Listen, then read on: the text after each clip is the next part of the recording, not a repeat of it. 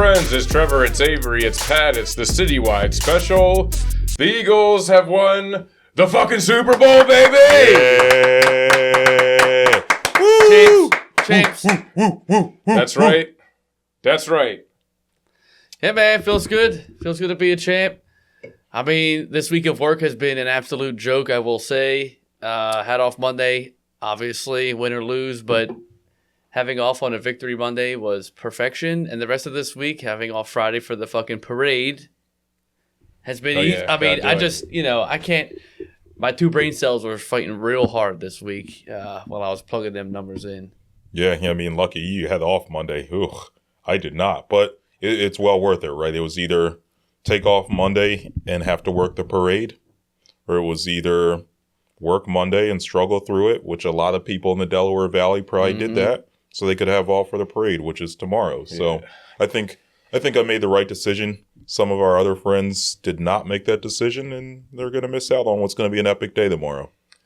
Yeah, I got both days off, so there we go. Any excuse really to have a cold beer outside, enjoying some sort of Eagles fandom activity with the whole city. Sign me up. 6 a.m. whatever time. I'll be there. It doesn't matter where it is, when it is. I'll be there. What the temperature is. It is going to be pretty cold tomorrow, right? Yeah. Like when I was walking over here, it's windy as hell out already. Cold but really dry, windy, which is good. Yeah, so it's been wet the last few days. Yeah.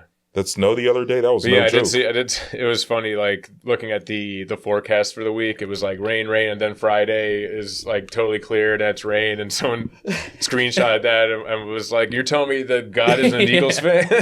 Yo, pretty much though, right? Because it's supposed to rain Saturday, Sunday. Yeah. So I guess it would have. The parade probably would have been today if it hadn't been for the forecast. But I'm glad it's on a Friday. Yeah. Dude, and I got President's Day off, so I'm kicking off a 4-day weekend with the parade. Must be nice. I didn't even know. Yeah. I took off the parade. I kind of forgot about it. Someone at work was like, "Hey, you got off Monday too?" I was like, "Damn, all right, I'll take that." I wish I did. Presidents aren't even real. Yeah, the shortest month. I took off most of the days in this month, so I feel pretty good about it. Yeah. Yeah, that's what's up, man. Yeah, man. Super Bowl champs. Look at us. Yeah. Look at us. Yo. Coming full circle. Yeah. Go ahead and play that clip. Yeah, coming full circle. Yeah, so, if you're, an old school OG listener, you might recall that our very first episode was after the Eagles lost Super Bowl 57. So we'll take a little trip down memory lane here. Oof. Still feels like yesterday. I think I'm fine. I mean, I think I'm about as over it as I'm gonna be able to at this point. Until it's tough to see, even like looking at coaches moving around the NFL, things like that. Just looking at the Eagles uniform, we're still like, God damn, like what could have? Why? Yeah, no, I mean that's probably like the best opportunity that they're gonna have in a long time. Team is still set up very good. I'm not like Hurts is great. He'll be around for a long time, but you had to beat Daniel Jones and basically no one in the 49ers game. And, and then the field was really slippery. Yeah, I think, like, kind of what you said about them being as set up as well as they could, man. It was just like they had an easy schedule this year leading up to the playoffs. Playoffs, obviously, they got lucky with Daniel Jones and whoever the Niners had at quarterback. I could have been playing quarterback.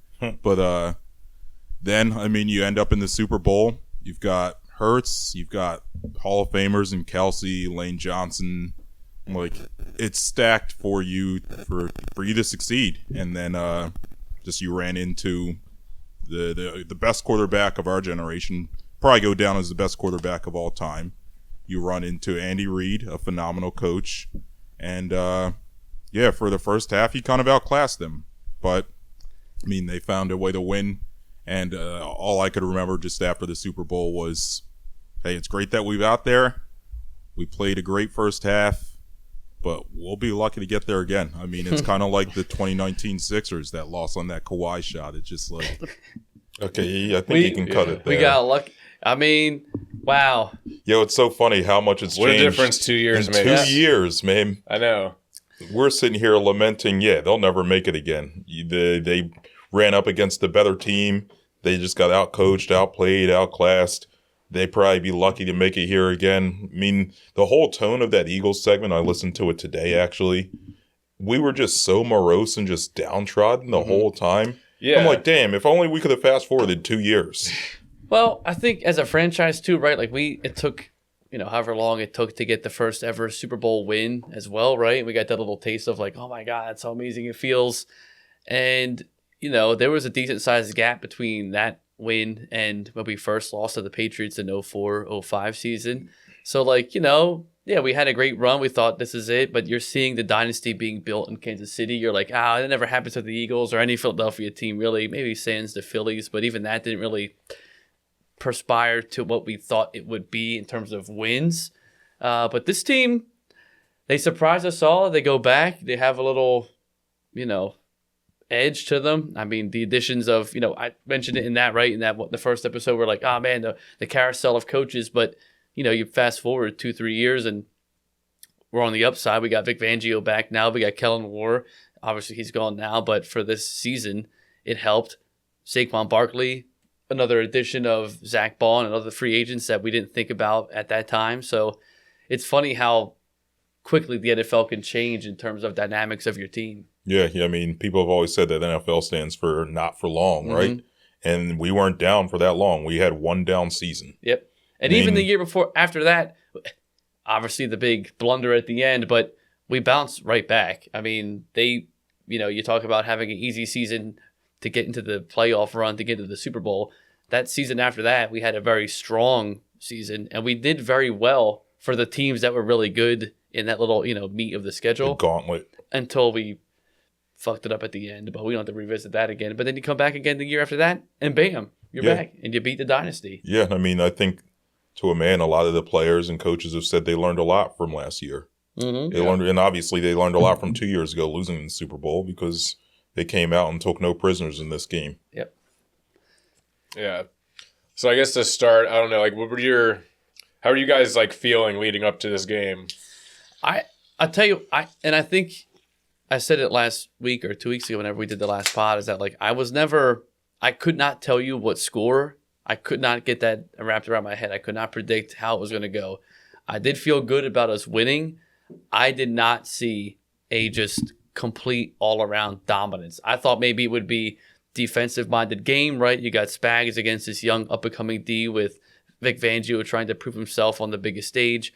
Or it could have been a shootout similar to Foles and Brady, right? You got Hurts trying to, I can throw the ball 300 yards with A.J. Brown, Devontae Smith, and Mahomes, the inevitable KC wheel of offense with Andy Reid. But if you had told me the night before that we were going to just bring that belt out and fucking beat the shit out of them, I didn't. This took me by surprise. Yeah, I mean, like the rational part of my brain kept telling me myself that it's like, look, like go through every position group. Like we're better here, we're better here, we're better here. Like there's no reason why if we execute, we shouldn't come out and win this game. But you just had that like nagging feeling that it's like it's Mahomes, it's Andy Reid, it's the Super Bowl. Like they always just figure out a way to win the game. Like leading up to the game, I mean, I've never been this anxious about a game in my entire life. Yeah, like same. not the World Series, not the last Super Bowl, certainly not the one in 2018.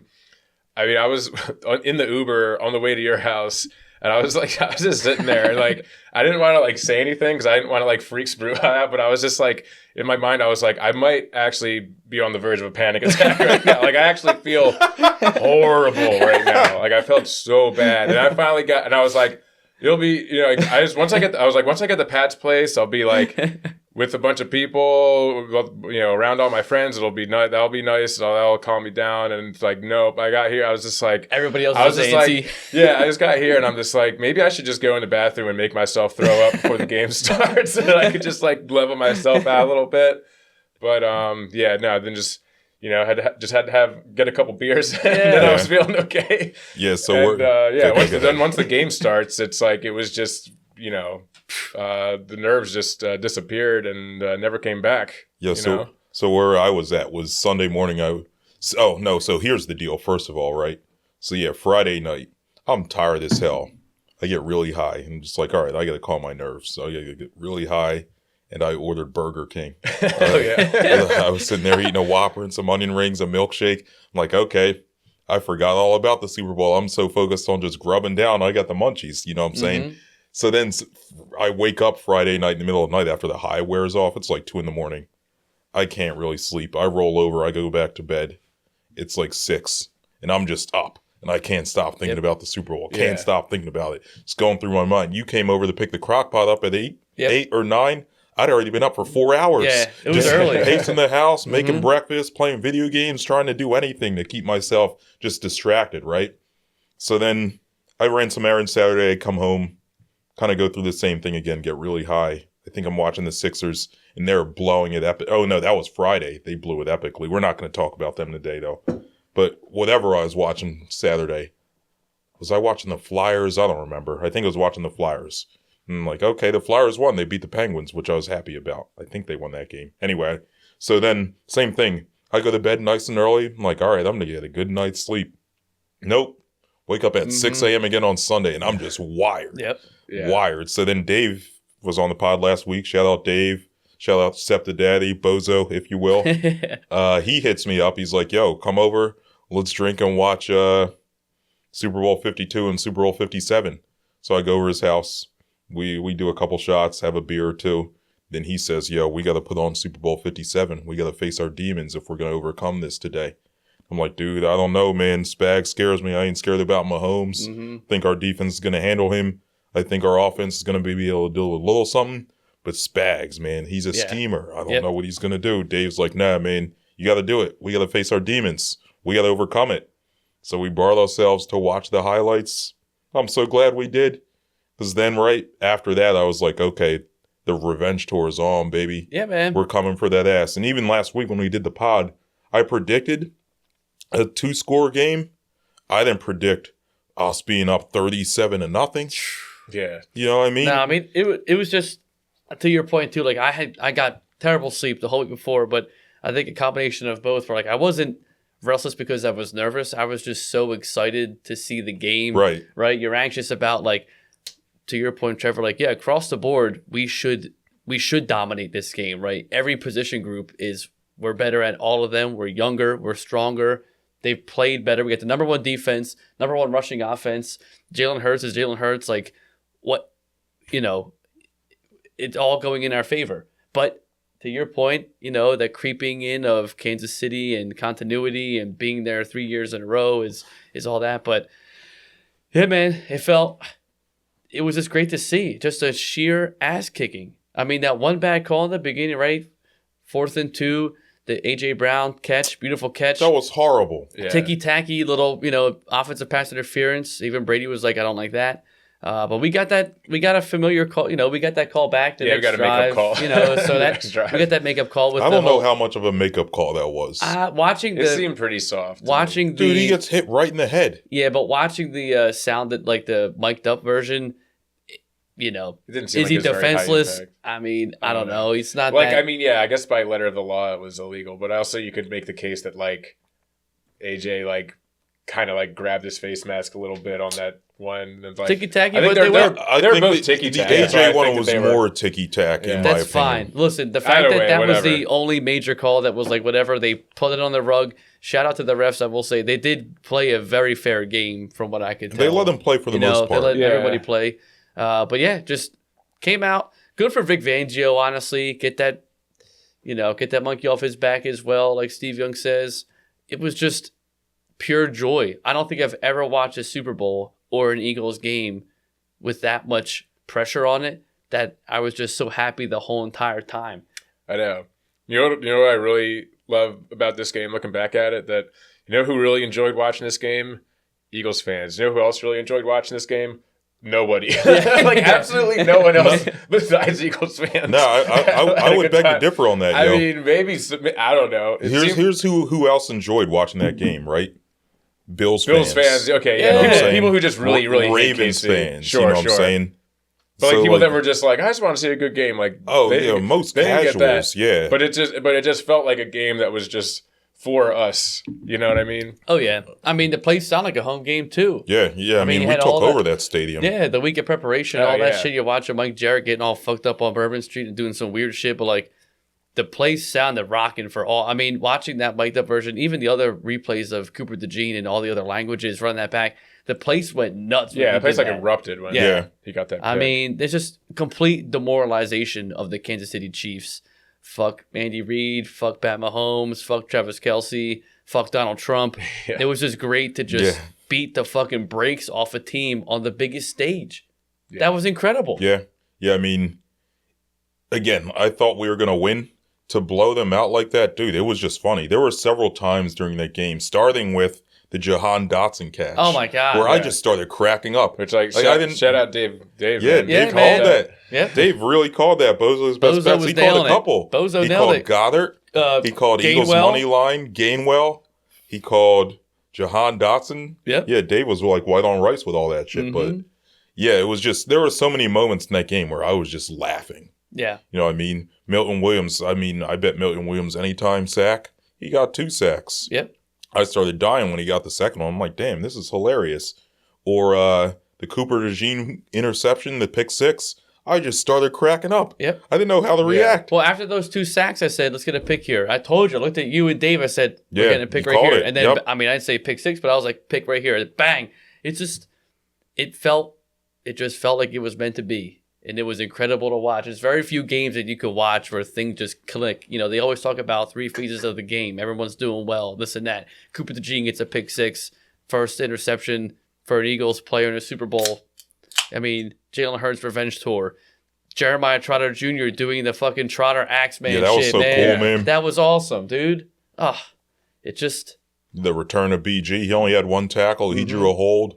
His presence was felt, though. He made the Mahomes jump out of the pocket a couple times. Yeah. Yeah. 6 sacks with 0 blitzes. I Dude, know, that's that was, wild. That was crazy. You know, the other thing is, too, is they didn't change a whole lot of the game plan, right? So the Eagles all season were a heavy zone defense team. They would play some man, but it was mostly zone.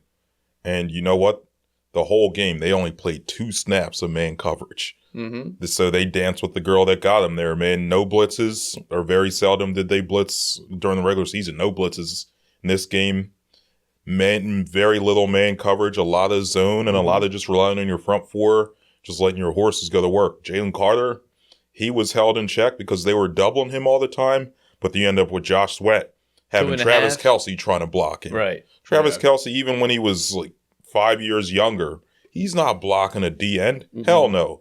You end up with there were a couple of times they tried to chip with a tight end or a running back, and that just put the end like Josh Sweat or Jalix Hunt in better position. Dude, they chipped Jalix him right Hunt into was killing it Mahomes. too. Shout out Jordan Davis too, getting a sack in the Super Bowl. Yeah, and he had one in the NFC Championship Yeah. game. He's starting to live up to that first round pedigree. I watched that replay of that. He was double teamed and didn't move. Yeah, he just let Mahomes run into him. Yeah, but they hiked the ball. He moved forward for about a yard or 2, but he never got pushed back. Yeah. 2 full ass grown men on Jordan Davis, and then Mahomes ran into that pile and he took them all down. I Yeah. mean, it's just, he's not going to be the explosive off the ball guy like Carter will be, but you better have your 2 biggest boys up there trying to block Jordan Davis, because next year, I think as well, he could have a really good pop off year.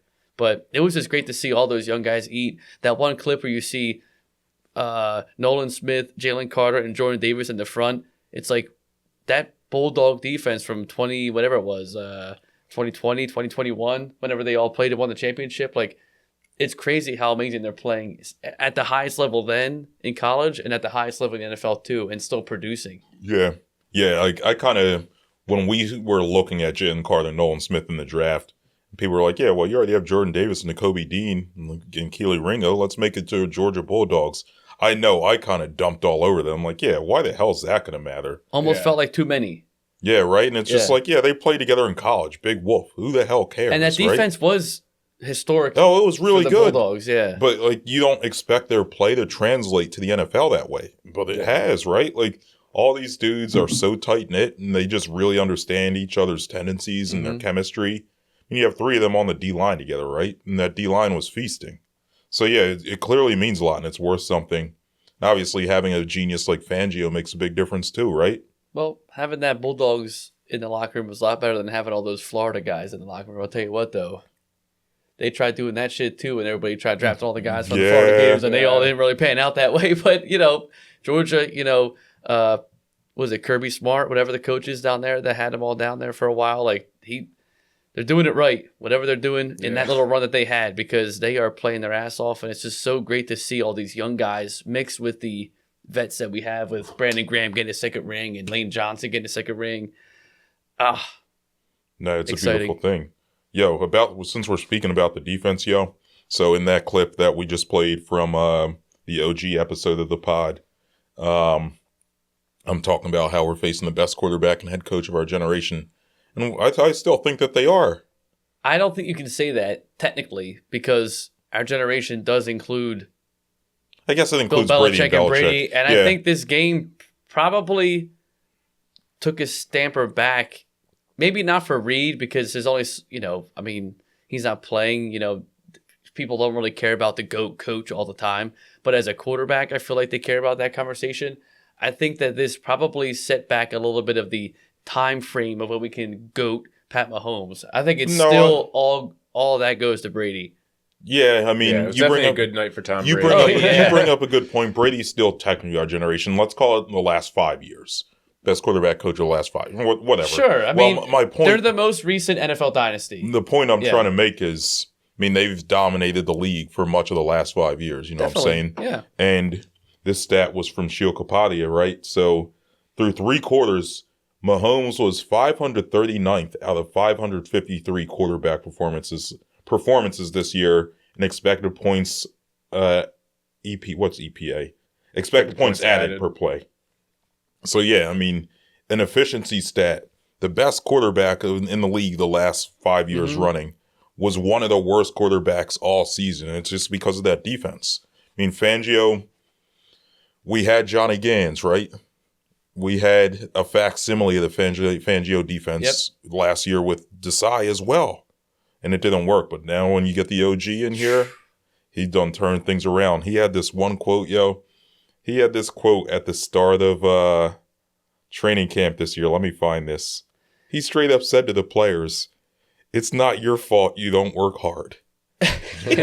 So then he taught them how to work hard and look at the results. Yeah. These dudes were all balling. Like that Cooper Jean pick 6. They were leveling guys. Right? But yeah, even before they would Cooper DeJean pick 6. Quinyon Mitchell had a nice stop on a flat route. Cooper DeJean had one.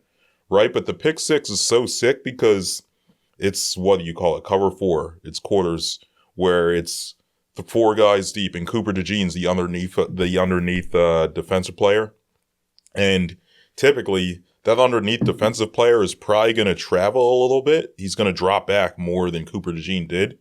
But Cooper DeJean read the play perfectly, and he makes a great read. Smart, athletic, intelligent, playing hard, able to jump the route. Mahomes didn't even see him, catches it, and then he's gone. And my favorite part about it wasn't the pick.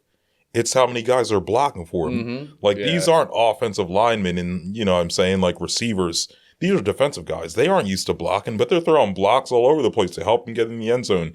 And that play, that score, that isn't when I knew we were going to win, but it really changed the complexion of the game. Yeah, because, if you think about it, Super Bowl 57, we go into halftime up 10 points. So if that had been the same thing this time, you're not going to be feeling that great yet. It'd be okay, that's nice. Let's hope we don't fuck it up again this time. But if it weren't for those 2 turnovers in the first half, we very well could have been going into the half 10-0 or 10-7 or some shit. Those turnovers were enormous. Very reminiscent of the Patrick Robinson one, right? Where you go down 7-0 against Minnesota. You're like, shit. Then Minnesota starts driving the ball again that year. You're like, oh my God, this sucks. And then you get the pick 6. And when the defense scores, even a turnover is great, whatever. A couple sacks are really good. But when the defense gets a pick 6 or a fumble return for a touchdown, whenever they get 7, it makes it demoralizes the offense on the other side of the ball. It just invigorates the whole rest of the team that gets that touchdown. That was a huge turning point in the game. Yeah. Especially against Pat Mahomes. Dude. And to have it be a rookie on his birthday. Happy birthday. Yeah, What? shout out to him. What a birthday present. Man. But then also, even the 2 plays before that, we sacked him on back-to-back plays. Yep. Yeah. 2 sacks and a terrible throw. But I will say, this was one of his games where you could see the transition, though, of Pat Mahomes. The second half, he was a lot more quick and deliberate and aggressive with his throws. First half, he was very conservative and tried to do too much of like, I don't know if he's baiting guys to chase him or what, but like he looked. Oh, when he did that stupid run around and Yeah, backwards. like like that works in the regular season against fucking Atlanta, but Yeah, I mean their first series that he almost got picked off. yeah, Dude. I mean, and sacked. He almost got a 13-yard lost sack. He on the threw it away. Jalen Carter hit. Yeah. yeah. Yo, Just one of my favorite things is they picked up a first down on their first play from scrimmage. Their only first down the whole first half. Yeah. that's They didn't wild. pick up another first down till like the third play of the set. they didn't cross the second 50-yard line till the third quarter. Ridiculous. With well 3 into the minutes third left, quarter, 2:40 minutes left. Like it's just, well, even going into the halftime, right? What was it, 27-0, 24-0? 24-0 at half. Yeah. I was still like, okay, they get the ball back. Like there's a chance that maybe they start off hot and they go, now it's 24-7 and we start blundering. We all saw that New England Atlanta game where nobody safe 23-0 or whatever. 28-3. 28-3. It happens. Yeah. But and they referenced it in the mic'd up version. They're like, hey, the Patriots did this shit. But I mean, this defense did not let history repeat itself at all. They No. just kept the pedal to the metal. They just kept beating that ass, and it was great to see. I mean, wow, what an unbelievable game of football. Yeah, I mean, it's kind of funny that the Chiefs, like, they didn't really seem to have much of a game plan. Like, their game plan, hold on, they had one on offense. It was to stop Saquon. On defense, it was to stop Jalen Carter. But they didn't pivot, right? Yeah. So they came out to start the second half, Yep. and nothing changed. They just came out here and were like, all right, yeah, we're still going to double team Jalen Carter. We're not going to let him beat us. Right, but they On didn't offense, they they didn't were stop saying, Hurts, yeah, though. we're still going to stop Saquon. We're not going to let him beat us. But yeah, they just didn't Yeah. adjust. 'Cause, I mean, yeah, going into the second half, you kind of figured, like, all right, this is probably going to close up a little bit. Like, I feel, obviously, you feel great that we're up by fucking 24 points, but you figure, they're going to make some changes. They're going to make some adjustments. They might tag us for a couple touchdowns to open up this half, and they They did didn't not. they didn't do anything. Yeah. I mean, and you pair that with then Hurts coming out here. He's like, all right, like we're doing whatever. We get a field goal, and then you just put the dagger with Devontae Smith right down the middle. Yeah. As soon as they lined up, Dave Case and I looked at each other. We were like, man, it's ISO on the top. Like, it's man to man. I think he's going deep, and bam, right down the pipe. Yeah. Best deep ball. He is arguably one of the best deep ball throws in the NFL right now. I don't care what anyone says about Jalen Hurts. I think Well, hold up. No, I think this game is his, like, fuck you to every single person. Honestly, analyst, media person, most fans, I would say as well. Like, Jalen Hurts, Steven Ruiz. he Oh, is yeah. the man. Nick He is Wright. the guy. These guys, but let's talk about the offense then. Yeah, let's talk. Really, when we talk about the offense, yeah, we mostly are talking about Hurts, right? Because they bottled Saquon up. Rightfully so. You know what I mean? And yeah, Yeah. they didn't want him to go off. I Yep. mean, he went off every game in these playoffs, right? So they said, yeah, we're going to stop him. We're going to make Hurts beat us. And yeah, I mean, Hurts didn't really showcase that ability to beat teams with it because he didn't really need to. And again, I'll go back to the play calling. A lot of it, they didn't allow him to, Right. right? But I think Dave brought this up last week, and it was a very valid point, is that they were saving some of this stuff for when it matters. And, Yeah. I mean, I think that once they saw the Chiefs' objective, those first couple drives we tried to run it a lot, wasn't really working out. They saw that the Chiefs' main goal was to stop Saquon, and they shifted. They said, okay, Jalen, take what the defense gives you, be aggressive when you need to be aggressive, and he did a phenomenal job, man.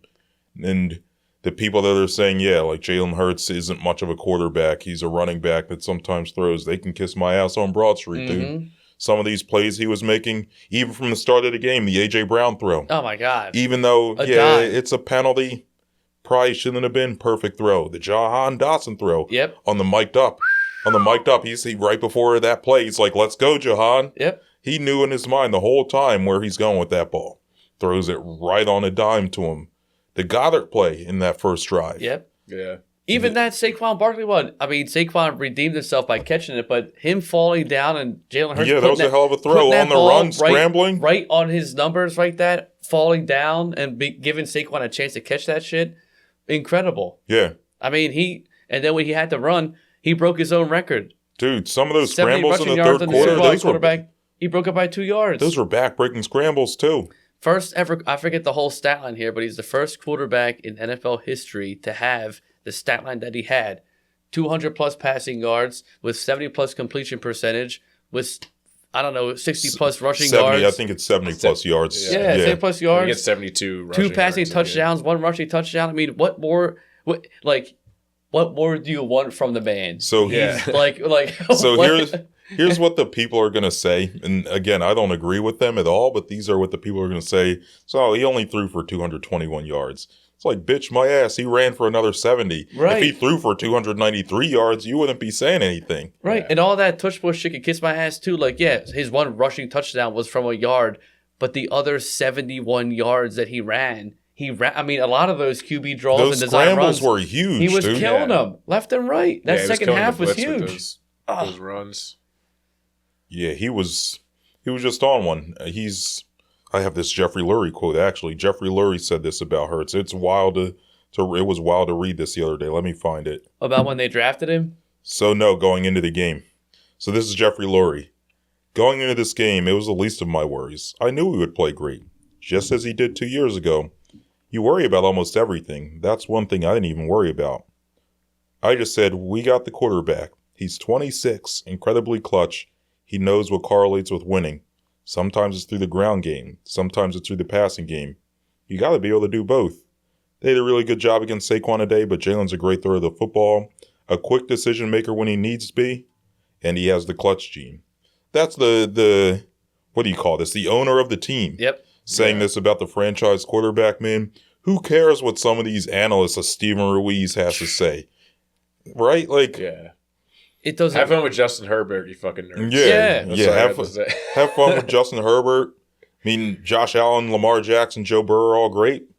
What do they not? And what does Hurts have that they don't? It's 2 Super Bowl appearances and 1 Super Bowl ring, right? And a Super Bowl MVP. Yeah, and an MVP. You can kiss that MVP. Fucking shove that shit up your ass too. Doesn't matter. He got that as a gimmick too. Josh Allen. All yeah, respect. I mean, great it should have quarterback. gone to Lamar. Yeah, it Which, should have went to Lamar. Yeah, but you know what? Josh Allen, go for it. Have your little consolation MVP. But the real MVP right here, Saquon Barkley, obviously. And Jalen Hurts getting that Super Bowl MVP. It's just, you can't make everybody happy. And he handles it so well. And he shows out on the biggest stages. Even that Super Bowl loss, the first go around. that's right. That's what Jeffrey He played Lurie's his saying. fucking Yeah. ass off all his college career as a true rookie. 12-0, brought Alabama to the championship game. You know what I mean? Like, the guy is just a stud. Yeah, but people love to bring up when he got benched. That's fine. That's okay. No, And I mean, listen, it's part of his trajectory, and that's okay. But like, it was all meant to be. And he's got all the quotes to say what he wants to say. And the dude is on some MJ shit right now for sure, because he is he is spitting out a lot of shit. I had a purpose before anyone had an opinion. That's one of my favorites. He's ready for this moment. But I'm so happy that he can finally, say that he's they ran up to him like, oh, you're the Super Bowl MVP. He goes, I'm a champion, man. Like, Yeah. Forget the MVP. Like, we finally did that shit. And they're hungry for more. Yeah. I mean, the team's young. Most of the guys, most of the offense is returning everyone except Becton. Which they Who could come back? They should Yeah. bring him back. I mean, you're going to have to hope for probably. I don't. We can get into that maybe a little bit later. Yeah, I don't really want to talk about that No. today. But I think that it's great to see the big picture come together, right? Like, I remember watching a draft day and we like traded that first round pick to get AJ Brown. I'm like, oh shit, okay. Like, I knew they were boys and all this, but watching all the small clips of everybody talking to each other during the game and after the game. when it started was Devontae. Yeah. I was here. We were watching Devontae get drafted upstairs. Mm-hmm. Yeah. And Hurts and Devontae played on that Alabama team. Yep. You know what I'm saying? So, like, it goes, like, way back. First Alabama receiver to catch a touchdown in the Super Bowl. Devontae Yeah. Smith. Really? Yeah. A weird random Weird stat. stat. That's Yeah. surprising. Isn't that nuts? That's All wild. the guys that ever got drafted. Yeah, and Alabama's had some stud receipt. Damn. Mm-hmm. That's insane. First one in his home state. Shout out to Devontae Smith too. Yeah. He shows up phenomenally in the playoffs. Yeah, he's speaking of big game players, that guy's in a lot of big games. Devontae's shown up. The numbers may not always be there, but he always comes through with a big catch. Oh my god. Dude, that catch through contact, Yeah. like he's got a receiver bearing down on his arm, holds onto that ball, hitting the ground. Nah, Devontae's I mean, the man. that was yo. his revenge tour back in the Superdome because that when he got fucking spit on too. First game back after Yeah, that. when he got concussed. Yeah. Yep. Which was this season crazy. Yep. That's crazy to think. But nah, man, shout out to the whole team, the offense, the defense. Yo, I think also we got to give Sirianni his flowers, yo. Yeah, man. I mean, Yo, I've Marlon- never been more happy to be wrong. I will say that. Yeah, Like, Marlon and Dino, I know they listening. yeah. They've been trying to tell us for months. Yeah. Sirianni's the truth. He's the GOAT. I don't know if I'd go as far as say he's the GOAT, but Sirianni deserves a lot of respect right now, man. Yeah, I mean, the end of last season, I was firmly on the fire Sirianni train, and even this year, I think I said that I thought we were in Doc Rivers territory with Sirianni. Mhm. It got dark for a minute. Yeah, I mean, like, I don't know, man. Say what you want about him, but it's like the players on that team clearly love the guy. They love playing for him, and I don't know, like. I can't really tell you like all the shit that he does with like the X's and O's and this and that, but that guy is clearly like a fucking leader of men, and like he fucking wins, and he won the fucking Super Bowl. Like, what more can you ask? Like, I mean, Yeah. I think his biggest weakness, we all talk about it sucks Jalen Hurts having all these different coordinators, but I'm kind of over that dialogue as well because that's been his whole career since high school. So, like, it's almost like his strength. Like, he can deal with a different coordinator every year. He's never had the same one since, like, high school. So, like, It's not ideal. So, yeah, but at one point, is it like, well, we've never seen him have the same one 2 years in a row, so maybe that one's going to suck. Like, maybe Kellen Moore comes back and he, like, can't do it. I don't know. As a hot take, but Sirianni, to the same point, has had to deal with different coordinators, too, coming in and out, managing the team and things like that. And for what it's worth, he is that guy. He's great at that. Now you got Vic Fangio locking up defense. You're going to worry about that at all. They're playing out their mind. All you got to do is get guys in line. It's a young team, young core. Keep them in check. Keep them together. And that's what we're talking about. We said that last year, 2 years ago when they lost. Continuity is the biggest strength, I think, in the NFL. And if we can keep these guys together and in lockstep, get the same mission in mind, the same goal, and keep them on the straight and narrow, then we got ourselves the next coach for the next maybe 5, 8 years, 10 years here.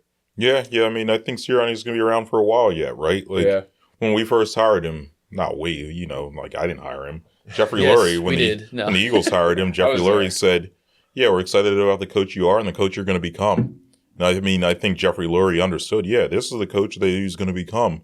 A Super Bowl winning coach that defines a play personality that doesn't meddle too much in the X's and O's except for when he has to, but gains the respect of his players, knows how to garner the respect of his assistant coaches, and really just knows how to set a tone for a team. One of my favorite things, right, is this mantra that he's been saying a lot. Oh, yeah. That all the players after the game, you heard them all saying this, right? It is, you can't be great without the greatness of others. Yep. And Sirianni's always been saying, football is the ultimate team game. Mm-hmm. And that's what that quote's a reflection on. Like, Saquon can't be great without the offensive line. Hurts can't be great without the offensive line. Yep. A.J. Brown can't be great. Devontae can't be great without Hurts. Mm-hmm. Yeah. On defense, the defensive linemen aren't getting all those sacks, so the coverage isn't good. Zach Bond's not that good if the defensive linemen aren't eating up all those blocks, right? So You ain't lying. it's such a good quote, and like, I don't know, he defines the play personality. This team's energetic, they're spunky, they're aggressive. When we were just watching them mic'd up, you said, the Chiefs sidelines, but Yeah. why do you think that is? I mean, look Spags, at- for the X's and O's guy that he is, he's not defining play personality. Andy Reid's like 70 years old. There were definitely days when he would define it, but he ain't like that no more. I think the NFL, too, is just more of a personality league now, too, right? Like, people want to see guys be animated and have fun and be energetic. And, you watch a good play any other sideline, whether it's Andy Reid or Bill Belichick, right? They don't really have a lot of emotion most of the time. What we used to criticize, I think, watching Nick Sirianni be so animated all the time, like he's a fan on the sideline, looked corny and stupid at first. But when you take a step back and realize what it means to the guys that he's doing that with, maybe we missed all that. I don't know. Like, 'cause I he's, did love watching that clip of Sirianni from after last year's game against the Chiefs, Oh, yeah. where he's like going along. It was like, what exactly? He was like screaming. I don't What know. are you going to say now? Yeah, Am I yeah. that Chiefs fans? Just like It's It like aged, so fucking it aged extra. well, I guess. Aged or well, half and yeah. half. Yeah, it just needed some time. Last January it didn't age well, but fast forward Yeah. to this January, this February, it Yeah, done man. age real good. So, I think it was just it was nice to see the team on the sideline after every big play just be like, let's all take a deep breath real quick. And they would do that in unison. And I think that's what the team, Nick Sirianni, if he could be the guy that just makes them take a deep breath after every play or every game, that's all we need him to do. Yeah. And it's been working. You got youthfulness. You got Jalen Hurts doesn't need a coach to teach him how to be quarterback. The guy is, I don't think he can get any calmer. He can't He's get like in his own Yeah, he'll be universe. sedated. Yeah. He'll be knocked out if you get like his heartbeat is already as low as it can go. Like he is good to go. And you got Vic Fangio. I don't know if Dave said this or we all said it too, but like the new Jim Johnson of the Eagles defense. I think we all agreed on We got that. him until he's dead, so we don't have to worry about the defense at all until he gets cancer one day and passes away in 10, 15 years. Don't be talking about that. What the hell's wrong with I'm you? just saying, inevitably, we're just, not trying to be all dark right that's just now. inevitable. I'm just saying, we got at least 15 years with this guy. Stop. We're all mortal. I'm just saying. Well, don't be bringing. We I'm just just won the saying. Super Bowl. I'm- You're hey. sitting here talking about people dying and getting cancer. Eventually, I'm not saying this year. It's well, a long. don't speak that into existence. You're. I'm not. I'm Man. just saying. I see the way the man Yo, eats. if he gets pancreas cancer this week, If he keeps hanging I'm out gonna the fucking Palladium, blame you. if he keeps Yeah. drinking the Palladium, eating that shit, he will get cancer one day. So yeah, I'm just I'm playing. But my Yo, point is that now, like, now the Palladium's going to be all mad at us too. What the hell is I'm wrong just- with you? I'm just playing. Oh But, like, my God! so we're- Adios mio. We're good to go that way. So I think we have a good thing building here, and I really think that we have a chance to at least make a solid push, knowing how bad it feels to lose, how good it feels to win, having experienced that shitty season in between. Like this team has a chance to really actually be something great. And Yeah, I mean the thing is, like, I mean after the, Super Bowl 52, as awesome as that was, and like I don't think anything's ever going to match that. But afterwards, you're like, well, if we're being honest, that was like definitely a little fluky. I mean, Yeah. just a little bit. And you're like, yeah, I mean, we still have like at the time it was like you hope Wentz comes back and he'll come back well from that injury. That didn't happen, and it was like they have some pieces, blah blah blah. They should be okay, but it's like you didn't really think that they were like this emerging powerhouse. Mm-mm. But this team, I mean, so many of these players are so young. I mean, they're like that whole defense practically. A lot of the pieces on offense. It's like they're set up really well, and I don't see any reason why they couldn't be back there next year or the year after or whatever.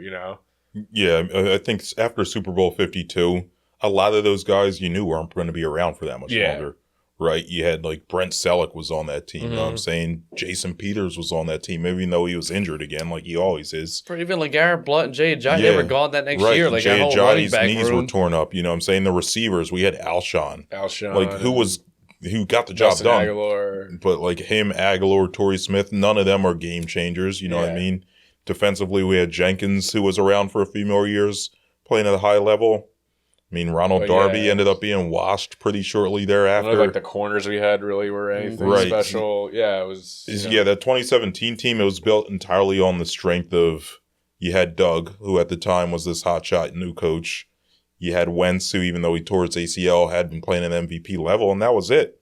And that game was a lot closer, right? Like, I mean, that was a shootout. And I'm not taking anything away from that team. I still think if I were to compare the two playoff runs, I still like that one more.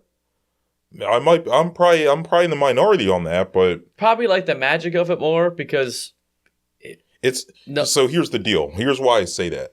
It's the first one. Right. It's the first Super Bowl. All right. That's why. Right? Never do that again. And it's all with a backup quarterback. Yep. Yeah, You know what I mean? Yeah, I mean, You're an underdog in every game. No, You I'm can't not- write that. Like if you were a Hollywood screenwriter and someone like hired you to like, we want you to write a script about the Eagles winning their first Super Bowl, and you turned in that, they'd be like, oh, come on, you're playing up the Rocky thing a little too much here. Right. It was a little ridiculous. Yeah. Like it was just like completely unfathomable. That's never going to be matched. But, yeah. So here's what I'm going to say is that was more like a storybook, whereas this team, it was kind of like a dream, but it was more realistic. Yeah. Mhm. If that makes any sense. No, it makes total sense. I mean, we all sit here multiple weeks. We expected greatness from this team, right? And they didn't prove us wrong at all. So yeah, that was a more of a surprise run where you were just happy to be there. Every win was like, all right, we're going to the next game. All right, we're going to the next game. Oh, now we got Tom Brady Super Bowl. Like, all right, here we go. Yeah. And I mean, I guess it was like the difference was in the Super Bowl 52 run, everyone was doubting us, but for legitimate reasons. Yeah. It was like we had a backup quarterback. Yep. Like, our like MVP candidate quarterback went down. So our it made left tackle was torn his Achilles or yeah, something. and Yeah, like we were banged up. and Yeah. like so it made sense, and it was really fun to persevere anyway and win the Super Bowl. This year, there was so much doubt and these question marks around people talking about Sirianni's a bozo, Jalen Hurts is just a glorified running back, all this shit, and to just like come out and just completely dog walk the Chiefs, this dynasty team, was just so satisfying. Just to throw it in the face of all the fucking haters and losers, that part of it was so satisfying. Yeah. But yeah, just different. and not even the Super Bowl points that we had against the Chiefs, but like the most ever points scored in the postseason. Yeah, I mean, This team did. Like, that with the- Washington game, Yeah. we steamrolled they ass too. Yep. 55 points. That's what I'm saying. Like, Yeah. it's all, and even that game, to your point, it's like, well, Jaden Daniels is the next up and coming, big guy in the NFC. all It's these like, people, what the all fuck? these Like, people are trying to be trendy, Yeah. picking the Commanders to win that game. Tailgate Ted sucking all that dick at Hard Rock Cafe. Yeah. Just, it was not hitting. Yo, he can miss me with that shit, dude. Mm-hmm. Yeah, Yo, hold up. Can we do these shots of 99 bananas Oh, before yeah, they get yeah. warm and unpleasant? Yeah. So, yeah, I mean, as is customary here on the pod, or at least customary for me for the last 13 years, 15 years, when Philly teams do well, we do shots of 99 bananas. Here we go. Super Bowl champs, baby. Go Birds, baby. Go Birds. Eagle.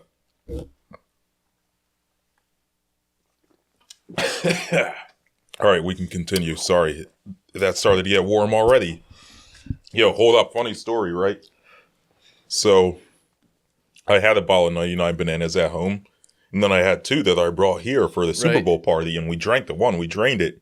The other one, somehow when we were walking Broad Street, I must have dropped it and the cap's like kind of cracked. Oh, shit. So it was kind of leaking.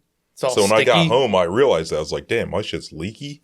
So then the next morning I woke up and was like, all right, I got to figure out a way to like just put all these into the one bottle that I already had. So I started funneling it into the bottle. Yo, this shit is so sticky and Oh, yeah. it's like maple syrup, dude. It was making loud like Oh, shit. gloppy noises. It was nasty, yo. It was disgusting. I'm like, damn, I can't believe I drink this on Top shelf, a baby. regular, Top shelf. almost a regular basis. No, it is But- sugary as fuck. There were a couple of beer cans on the coffee table upstairs after the Super Bowl. We came back after they won. We just like abandoned the house. Everything was Yeah, just that left was out. wild. Yeah, We came back in at whatever time. The next day, I'm like, oh, let me clean a little bit. I was like trying to get these cups off of the table because the bananas. God. We must have poured. and we were drinking a lot of Fireball that night too. We must have. That missed, was Syrup City, yo. We must have missed a bunch because every can was like I had to like smack it off. It was so glued on there with this yeah, shit. yeah. It's between that and the Fireball. It was a very sticky evening. Yeah. Oh, it was sticky. That's for sure. But now we can get back to the game. Sorry, I just wanted to get that out of the way before we waited Yeah. too long. But yeah, man, shout out Sirianni, Jalen Hurts, all the guys that people doubted all year. Yeah. I mean, us included, I will say. Yeah, and I guess that's the thing that struck me about it too was how this whole season we're talking a lot about how this passing game isn't quite where we want it to be, and like the offense is good, but like it should be better. Like given all of the pieces that they have on their offense and the line and their receivers and all this stuff, this should be a prolific offense. Like they should be just boat racing people, and they're not. And what's going on? And I guess it just goes to show that it's like it is a process. Like it does just take time to week by week figure out things little by little. And so it was so satisfying to see like everything just finally come together, just building up to your two biggest games of the year where they had the best offensive performances. Just like everything just clicked and like locked in and was firing at 100% during the NFC Championship game and the Super Bowl. Well, it's like Hurts said, man. After the NFC Championship game, they finally took the straitjacket off me. And I think, like Dave said last week, they were saving some of this stuff for when it really mattered. They realized, yeah, I mean, this team's talented enough, we're well coached enough, we're disciplined enough that it probably isn't going to take our A game to make it this far.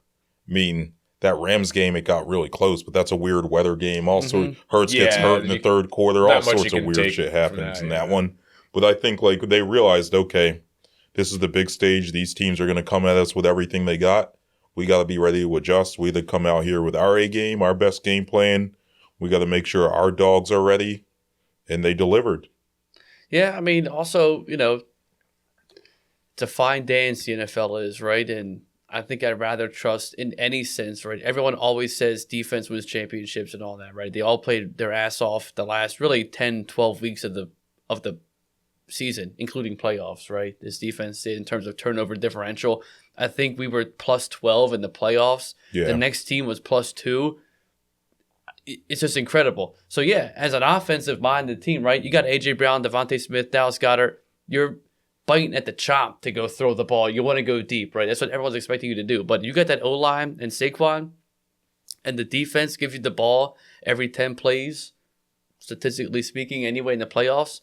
You run the ball, you might get 10 yards, 8 yards, 7 yards, 3 yards, a little dink and dunk, no big deal. But the fact that we had Saquon Barkley giving us those 60-yard pops consistently, maybe not in the Super Bowl, but literally every other playoff game, he had at least 1 or 2 of those just full-length field touchdowns, right? No big deal, because you go to the next team that you want to play the next day, they're going to stuff the box. Okay, they might stop him then. Then you can go over the top. Everybody expects you to throw the ball. You're down, right? You're down by 7 or 10. Oh, they're going to throw the ball now to try to get back ahead. But if you can get a lead by just running the ball and playing good defense, you don't have to show your hand like you're saying. You just sit back, relax a little bit, take it easy. But when you put that dagger in them, then you throw it to Devontae Smith. Then you go to A.J. Brown. Yeah, which is like Jeffrey Lurie's quote said, yeah, Jalen's capable of both. He understands what it takes to win, when he should be making which play that it takes to win.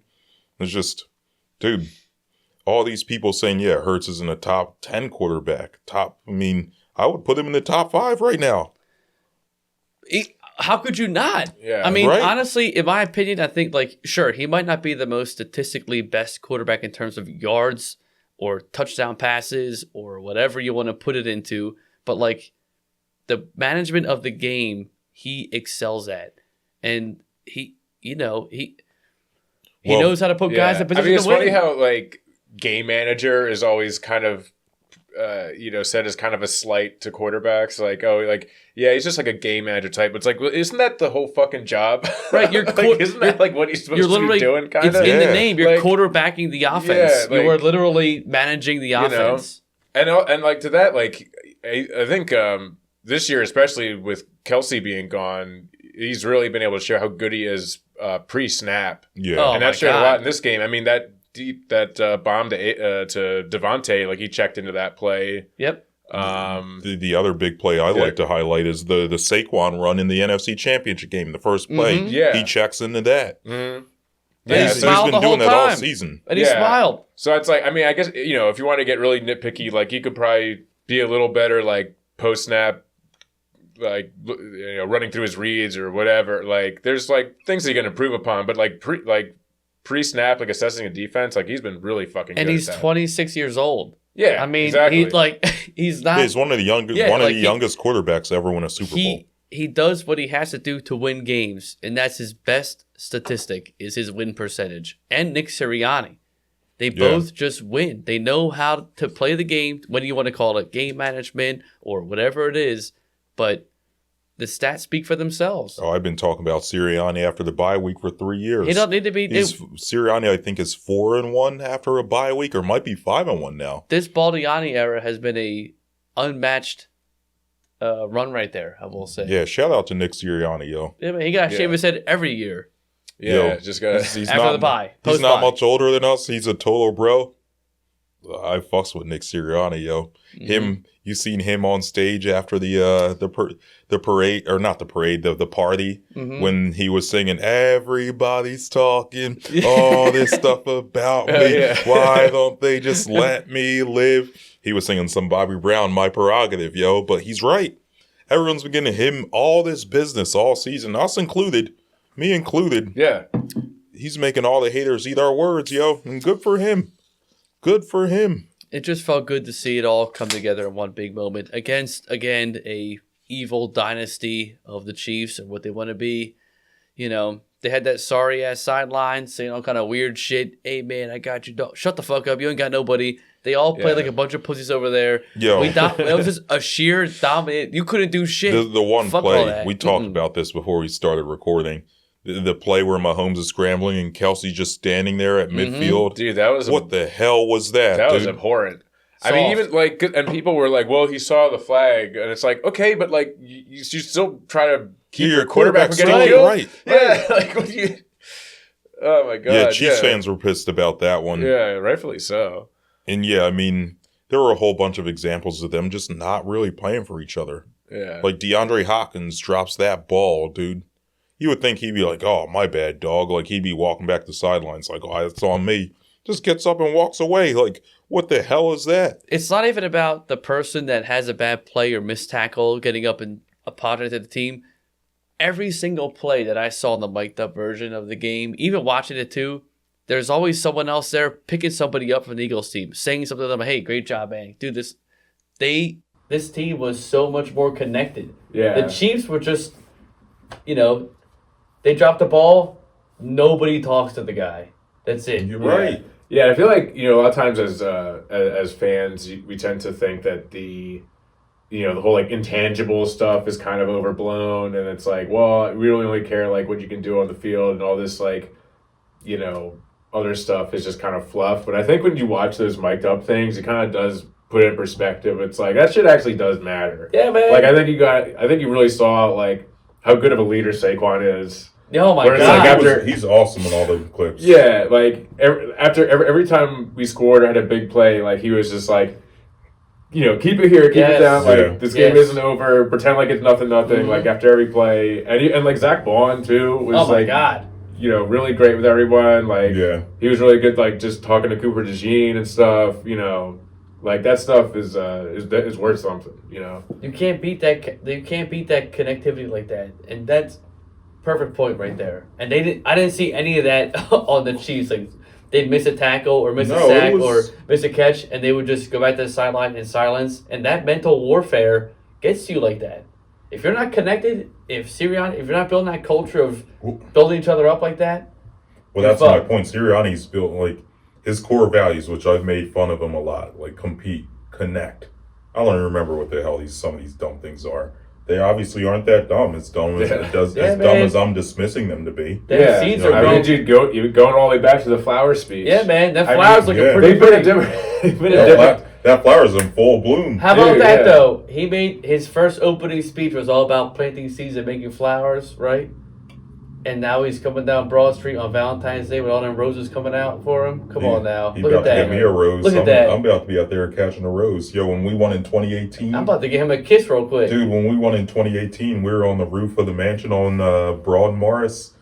When the bus drove by, I made direct eye contact with Doug Peterson. I'll never forget that. I was giddy like a schoolgirl, yo. We looked each other right in the eye. He see me on the roof. I looked at him. I was like, it's Doug.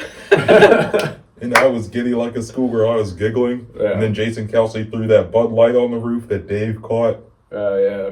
Damn, I'm going to cry. Yeah, man. Not today. I'll probably cry tomorrow. Yeah, man, it's gonna be a magical day in Philadelphia tomorrow. What do you guys make of all this shit with, like, Jason Kelsey and, I think he's in a tough position. Yeah. I mean, I don't envy him at all. Man, No. You're going to say he should gonna- wait for the birds. I mean, obviously it's me, so like I have a little bit, but like, man, fuck your brother. Honestly, he won 2 in a row. You won. It took you all that time to win 1, right? You had the most epic parade ever, right? Philadelphia, first ever Super Bowl championship you could bring to a team. You could. Damn, Your brother could never do that.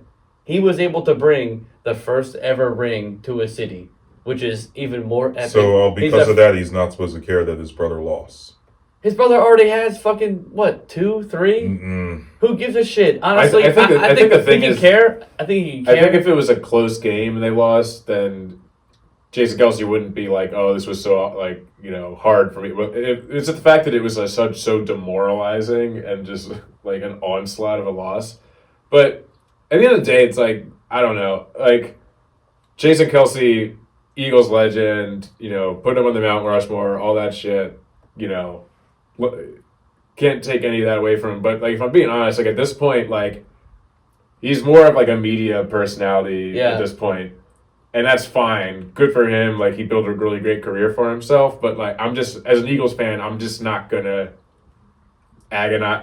care that much about what he has to say about this or that. Yeah. It's just like... I'm not really losing sleep over it is what it is. It don't bother me at all. I just don't get it. I just didn't care. I acknowledge it's probably tough for him, right? Because on one hand, it's like he's friends with a lot of people on this team. A lot of these guys on this team are still family to him, right? But... I mean, conversely, his actual family lost. And there are probably guys on the Chiefs that he looks at his family, too. I mean, he's not... No, that's some soft-ass shit. First no, off. it isn't. Yes, it is. I think it is. I think... It's just being a human and not being an Eagles fan with your green-tinted glasses on. First off, his wife is from the Philadelphia area, who's a Birds fan. Okay, his wife is from here, but his brother's... You're feeling bad? You're telling me he felt bad for his brother, who's a back-to-back Super Bowl winning champ, right? Dating Taylor Swift. Let's put it this way. Come on, what? You can feel bad? Oh, I feel bad. Oh, I feel bad that you only had 17 yards. So if you're in his position, you're going to say, what's your brother's name? Travis, I guess, at this point. No, your brother. John. So you're going to say, John, you lost a Super Bowl. Fuck you. I don't give a shit. You play for the Chiefs. I'm from Philly. I don't give a shit about how you feel. You're just say, John, I don't give a shit. Well, I'm just gonna say there's something in between this. Yeah. I wouldn't drag him. You don't have to. I don't expect Jason Kelsey to be like flipping off his brother. Be like, no, Travis, go Bird, baby. Yeah, essentially what you're saying. No, but I don't give a fuck. What I'm saying is, I would not care. Like, I'd be like, dude, that sucks. But like, yeah, dude, love the. I would not make a whole moment about being all about like, oh man, dude, I feel so bad. I'm so torn about this and that. Now fuck that shit, dude. He didn't need to go public. He didn't need to go public. That's what I'm saying. He should have kept that quiet. I'll say that much. That's but all I'm saying. Yeah. I think it's a stupid thing. I think that, like, to your point, he's a media man. Well, you know what it is. He's hanging on to relevance to be around the area. That's all I'm saying. Here's the deal. He's great, but that is what it is. My man's got a podcast. Like we have a podcast. He's got a public face to uphold. He's doing what he can to uphold it. I'm not saying I would do that. Dude, here's the other thing, too. Do you think that part of this is that Jason Kelsey is intimidated by the Swifties? No, hell no.